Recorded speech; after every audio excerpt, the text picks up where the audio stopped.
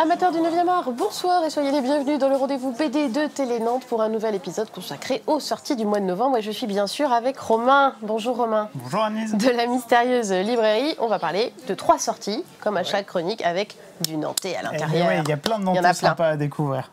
Et je vais commencer tout de suite avec Paco les Marouges. Alors c'est pas un Nantais, c'est 2 Nantais. Carrément. Carrément. C'est Fabien Wellman, le scénariste, et Éric Sago, le dessinateur. On est embarqué, encore une fois, avec ce second volume, puisque c'est le 2e tome de la série. C'est un diptyque, ce qui veut dire que 2 volumes, vous avez une histoire complète. Ces 2 volumes vous emmènent au Bagne, en Cayenne, dans cet environnement un peu austère. Le dessin d'Éric Sago, lui, est très plaisant, parce qu'il a un côté, j'ose dire, faussement naïf. Sauf que si vous regardez ses décors, vous allez voir que c'est somptueux. Il vous emmène dans cette espèce de jungle à la fois sauvage, magnifique et en même temps aride, qui a ce côté un peu dur. Enfin, la vie là-bas est quand même dure pour les bagnards comme pour les gardiens. C'est-à-dire qu'être gardien, c'est presque aussi dur qu'être prisonnier là-bas. Et du coup, on retrouve nos 2 héros que sont Armand et Paco. Alors, petite information, ces 2 héros s'appellent Armand et Paco pour une raison assez simple, c'est que sur chaque pavé en fait, qui forme les murs du Bagne, il y a 2 abréviations qui sont P et A, et donc Armand et Paco. C'est comme ça qu'ils ont trouvé le nom de leur héros. D'accord, ok.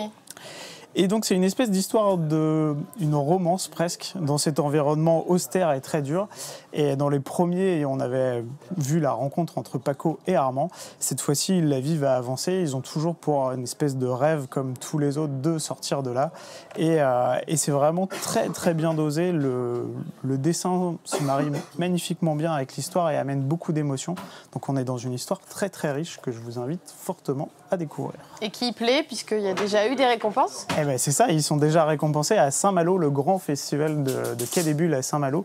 Ils ont reçu le Grand Prix Coup de cœur, voilà. Qui est un prix assez prestigieux quand même, puisqu'on parle du 2e plus gros salon BD après Angoulême. Ouais, donc ça mérite d'être lu, et c'est vrai que c'est une si très belle BD. Si vous ne faites pas confiance, faites au moins confiance à Saint-Malo. Quai des Bulles, voilà, c'est ça.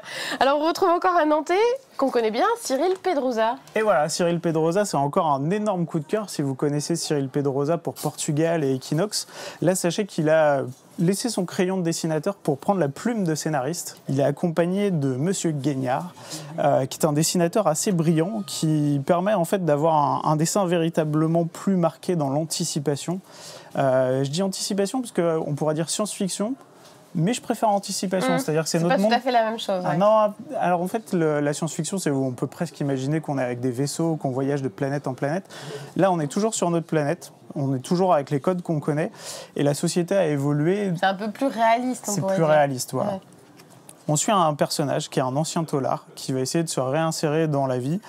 Pas facile, puisque en fait, le monde déjà autour de lui est assez hostile à lui. Et on a inventé un nouveau truc pour les anciens taulards en rémission. On leur injecte un espèce de sérum, d'où le titre. Qui en fait les oblige à dire la vérité constamment.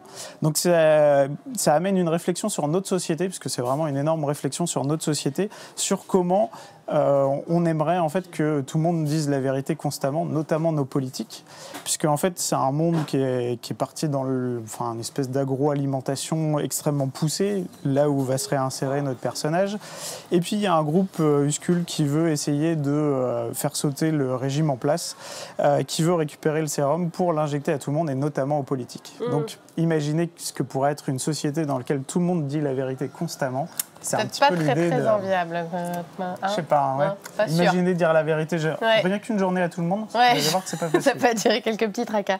Et puis là, on sort du Nantais pour parler d'un héros international. Ouais, on va faire plus national, puisqu'on a envie de dire quand même Cocorico. Pour la première fois de l'histoire, après 75 ans d'existence de Batman, il y a un auteur français qui vient avec une maison d'édition française qui s'appelle Dargaud, en copartenariat avec Urban Comics, une autre maison d'édition qui édite déjà le super-héros masqué, qui vient faire un album. Donc on a donné carte blanche à cet auteur pour raconter une histoire de Batman. Alors juste, vous allez voir les dessins, rien que ça devrait suffire à vous convaincre, puisque c'est Enrico Marini, un grand dessinateur qu'on connaît en BD pour notamment Scorpion entre autres, ou Les Aigles de Rome, qui signe le dessin de cette histoire où on retrouve notre fameux Chevalier Noir en prise avec un Joker qui cherche une nouvelle idée d'embêter notre héros.